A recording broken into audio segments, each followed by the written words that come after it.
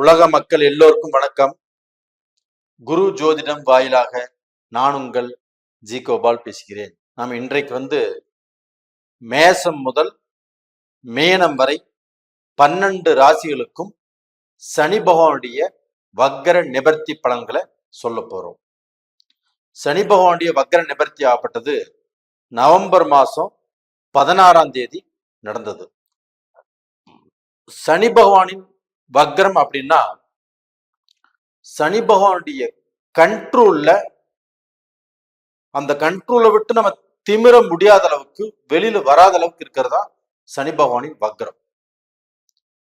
சனி பகவானுடைய வக்ர நிவர்த்தி என்பது அவரவர்கள் செஞ்ச தர்ம புண்ணியத்தின் வாயிலாக அவங்களுடைய ஜாதகத்துல, அவங்களுடைய கிரகங்கள் அடிப்படையில், அவங்களுக்கு நடக்கக்கூடிய தசாபுத்திகளின் அடிப்படையில், அவங்களுக்கு நடக்கக்கூடிய கோச்சார கிரகங்களின் அடிப்படையில் நம்மளுக்கு விளக்கி கொடுப்பதுதான் சனி பகவானின் வக்ர நிவர்த்தி. அப்ப இந்த சனி பகவானுடைய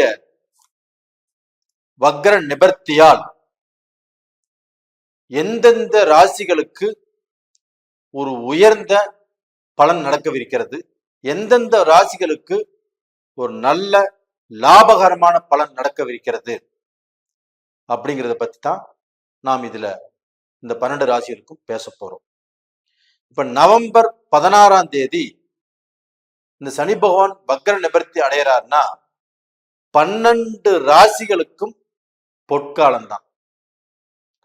அந்த பொற்காலத்தை எப்படி நம்ம பயன்பாட்டுக்கு கொண்டு வர்றது, எப்படி பயன்படுத்துறது அப்படிங்கிறதான் இந்த பதிவில் சொல்ல போறோம். யாரும் ஸ்கிப் பண்ணாம பாருங்க. அப்ப இன்னைக்கு நாம் பேசக்கூடிய ராசி ஆகப்பட்டது கும்பராசி. இந்த கும்பராசிக்கு இந்த வக்ர நிவர்த்தி ஆகப்பட்டது எப்படி இருக்கும்? இப்போ கும்பம் அப்படின்னாவே துன்பம் அப்படின்னு எல்லாரும் சொல்றாங்க. அப்படி இல்லை. கும்பம் அப்படிங்கிறவங்க யாருக்குமே இடைஞ்சல் கொடுக்காமல், யாருக்குமே கஷ்டத்தை கொடுக்காமல், பிறருக்கு வரக்கூடிய கஷ்டத்தை கூட தன்னுடைய கஷ்டமாக எடுத்துட்டு வாழ்றவங்க தான் கும்பராசிக்காரங்க. பிறருக்கு வரக்கூடிய பழியை கூட தான் சுமந்துட்டு வாழ்றவங்க தான் கும்பராசிக்காரங்க. அப்படிப்பட்டவர்களுக்கு இந்த சனி பகவானுடைய வக்ர நிவர்த்தி என்ன செய்யும் அப்படிங்கறத பார்க்கலாம். அப்ப டோட்டலா பாத்தீங்கன்னா சனி பகவான் இப்போ ஜென்மத்தில் இருக்கிறாரு. அந்த ஜென்மத்தில் இருக்கக்கூடிய சனி பகவான் ஆகப்பட்டது இப்ப கடந்த காலங்கள்ல அந்த ஜூன் மாசத்துல இருந்து இப்ப இந்த நவம்பர் மாசம் வரைக்கும் அந்த வக்ர காலகட்டத்தில் இருந்தாங்க. அந்த வக்ர காலகட்டத்துல யார் எப்படி, உறவுக்காரங்க எப்படி, தன் கூட பழகினவங்க எப்படி, நண்பர்கள் எப்படி, தனக்கு ஒரு இடத்துல ஜாமீன் போடாம எப்படி இவங்க கஷ்டப்பட்டாங்க, வாழ்க்கையில காசு இல்லாம எப்படி கஷ்டப்பட்டாங்க, கடன்னால எப்படி கஷ்டப்பட்டாங்க, அந்த கடன் அதிகமானதுக்கு என்ன காரணம், பல துரோகங்களை சந்திச்சு பல கஷ்டங்களிலும் இவங்க சிக்கி சின்ன பின்னமாகி கடன் சுமையை தலைக்கு மேல சுமந்து சுமக்க முடியாத பாரத்தை சுமந்து இன்னைக்கு திக்கு முக்கு ஆடிட்டு இருக்கிறீங்க. அப்படிப்பட்டவர்களுக்கு இந்த வக்ர நிவர்த்தியாவது ஒரு வெளிச்சத்தை கொடுக்குமா? நம்மளுடைய வாழ்க்கையில நாம் எதுக்கு மேல தேறுவோமா, தேர மாட்டோமா அப்படிங்கிற சூழ்நிலையில் இருக்கிறீங்க. கண்டிப்பாக நான் சொல்றேன், கும்பராசிக்காரங்களே, உங்களால கண்டிப்பாக நீங்க சாதிக்க முடியும், நல்ல நிலைமைக்கு வர முடியும். உங்களுடைய கஷ்டத்தை எல்லாமே தூள் தூள் பறக்க செய்யலாம். அப்படிப்பட்ட காலம்தான் இப்ப இந்த வக்ர நிவர்த்தி காலகட்டங்கள். அப்ப கடந்த காலத்துல நடந்ததை நினைச்சிட்டே இப்ப காலத்தை வேஸ்ட் பண்ணாதீங்க. கடந்த காலத்துல உங்களுக்கு துரோகம் ஒருத்தர் பண்ணினாரா, அவர் மனசுல வைங்க. அதை நம்ம எப்படி சாதிக்கணும், அவங்கள எங்க அடிக்கணும், அதை பிளான் பண்ணுங்க. அதை விட்டுட்டு அவர் இப்படி பண்ணிட்டாரே, நாம் இப்படி ஆயிட்டமே அப்படின்னு நினைக்க வேண்டாம்.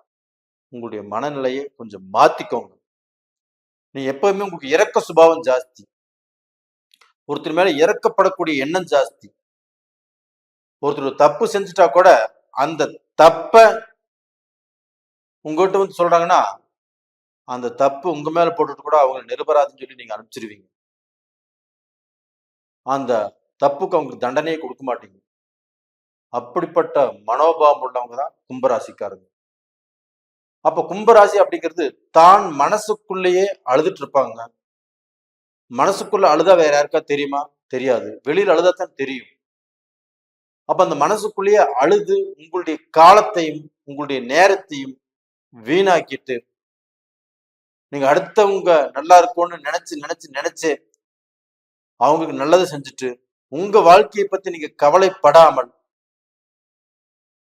உங்களுக்கு என்ன நடந்தாலும் பரவாயில்லைன்னு நினைச்சு இன்னைக்கு வரைக்கும் வாழ்ந்துட்டு இருக்கிறீங்க. அப்படி வேண்டாம். கொஞ்சம் வாழ்க்கை நடைமுறையை மாத்துங்க. உங்களுக்கோசரம் கொஞ்சம் வாழுங்க. அப்போ உங்களுடைய வாழ்க்கையில உங்களுக்குன்னு தனி திறமை இருக்குது, உங்களுக்குன்னு தனிப்பட்ட முறையில் எதிர்காலம் இருக்குது. நீங்க 4 பேர் மதிக்கிற அளவுக்கு வாழணும், நீங்களும் சம்பாதிக்கணும், நீங்களும் நல்ல பொசிஷனுக்கு வரணும். அப்படி வந்தாத்தான் இந்த உலகம் உங்களை மதிக்கும். நீங்க பாட்டுல வெப்பளத்தா மாறி யார் எது சொன்னாலுமே கேட்டுக்கிட்டு அவங்க சொல்றது சரின்னு நினைச்சிட்டு அப்படி போக வேண்டாம். உங்களுடைய 6வது அறிவையும் நீங்க பயன்படுத்துங்க. இப்ப கடந்த காலத்துல உங்களுடைய புத்தி மழுங்கி போச்சு, நீங்க என்ன செய்யறதுன்னே தெரியல, இந்த 7 சனியில இருந்தீங்க. அதுவும் சனி வக்கரமா இருந்தாரு, இப்ப வக்கர நிபர்த்தி ஆயிட்டாரு. இந்த ஜென்மத்திலிருந்து சனி வெளியில வரும்போது கண்டிப்பாக உங்களுக்கு நல்ல பலனைத்தான் கொடுப்பார். அப்ப அந்த சனி பகவான் ஆப்பட்டது மார்ச் மாசம் 29ஆம் தேதி பயிற்சி ஆகிறார். அப்ப இந்த காலகட்டத்துல உங்களுக்கு கண்டிப்பாக ஒரு நல்ல வரவேற்பு இருக்கிறது. நம்ம கஷ்டப்பட்டவங்க கஷ்டப்பட்டுட்டே இருக்க போறதில்லை. அந்த கஷ்டத்திலிருந்து வெளியில வந்து இன்னைக்கு வரைக்கும் நீங்க இருட்டுல வாழ்ந்தீங்க, உலகமே என்னன்னு தெரியாம வாழ்ந்தீங்க, யார் நல்லவங்க யார் கெட்டவங்கன்னு தெரியல. அப்ப இதற்கு மேலதான் உங்களுக்கு யார் நல்லவங்க யார் கெட்டவங்க, யாரு கூட பழகணும் யாரு கூட பழகக்கூடாது, இது எல்லாமே தெரிஞ்சுக்கக்கூடிய வாய்ப்பே உங்களுக்கு இப்பதான் வந்திருக்குது.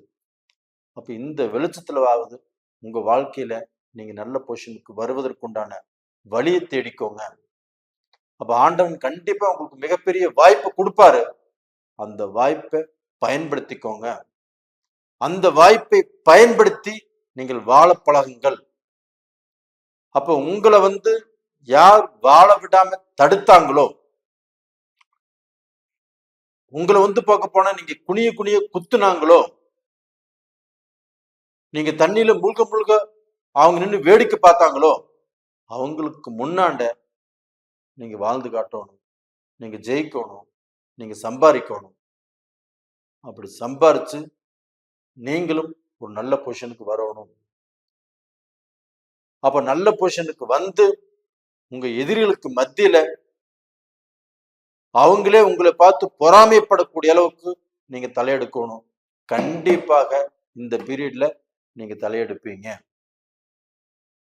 அப்ப உங்களுக்கு எதிரிகளுக்கு மத்தியில நீங்க நல்லா வாழ்வீங்க. அப்போ அவங்க எல்லாமே உங்க மூக்கு மேல விரல் வைக்கக்கூடிய அளவுக்கு உங்களுடைய பொசிஷன் வளர்ந்திருக்கும், உங்களுடைய திறமைகள் வளர்ந்திருக்கும். அப்ப நீங்க வந்து சம்பாரிச்சு சாதிச்சு பெரிய லெவல்ல வந்திருப்பீங்க. இது எல்லாமே இந்த சனி வக்ர நிவர்த்தி காலகட்டத்துல கண்டிப்பாக நடக்க போகிறது. கும்பராசிக்காரங்களே, உங்களுக்கு வந்து பயம் தேவையில்லை, நீங்க ஓடி ஒளிய வேண்டிய தேவையில்லை, என்னுடைய வாழ்க்கையே முடிஞ்சு போச்சு அப்படின்னு நினைக்க தேவையில்லை, என்ன குனிய குனிய குத்துறாங்க அப்படின்னு நினைக்க தேவையில்லை. இது எல்லாத்தையுமே விடுத்து இந்த சனி வக்ர நிவர்த்தியால உங்களுக்கு நல்ல மாற்றம் இந்த சனி வக்கர நிவர்த்தியில கண்டிப்பாக உங்களுக்கு கொடுக்கும். இப்ப கும்பராசியில பிறந்த எந்த ஆணாக இருந்தாலும், எந்த பெண்ணாக இருந்தாலும், எந்த மக்களாக இருந்தாலும் அவங்களுக்கு எல்லாத்துக்குமே ஒரு நல்ல காலம், நல்ல எதிர்காலம் வந்தாச்சுன்னு நினைச்சுக்கோங்க. கடந்த காலங்கள்ல நீங்க பட்ட கஷ்டம் எனக்கு புரியுது, புரியாம போகல. ஜென்மச்சனியில அந்த ஜென்மச்சனி எவ்வளவு பாடா படுத்துச்சு அப்படிங்கிறது எனக்கு தெரியுது, தெரியாம போகல. அதிலிருந்து விலகி நீங்க நல்ல நிலைமைக்கு வருவீங்களா அப்படின்னா கண்டிப்பாக இந்த சனி வக்கர நிவர்த்தி காலத்திலிருந்தே நீங்கள் அந்த கஷ்டத்திலிருந்து வெளியில வரக்கூடிய வாய்ப்பு கிடைச்சிருச்சு. உங்களால முடியும். கண்டிப்பா நீங்க நல்லா இருப்பீங்க. நீங்க மீண்டும் பாதாளத்திலே விழுக மாட்டீங்க.